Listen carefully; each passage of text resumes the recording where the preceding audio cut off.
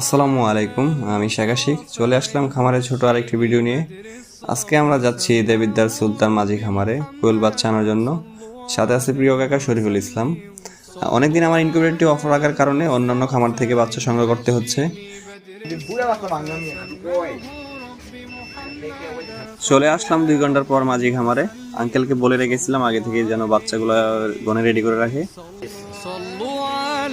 المصطفى الهاشمي بدر الصفا سماه ربي محمدا صلوا عليه وسلم صلوا على المصطفى الهاشمي بدر الصفا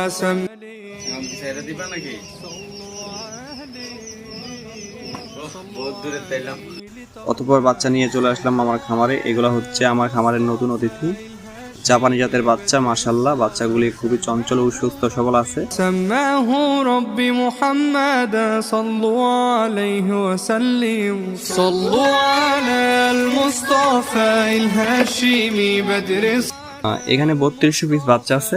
এগুলা মূলত আমি নিজের জন্য রাখবো, প্যারেন্ট স্টক করার জন্য।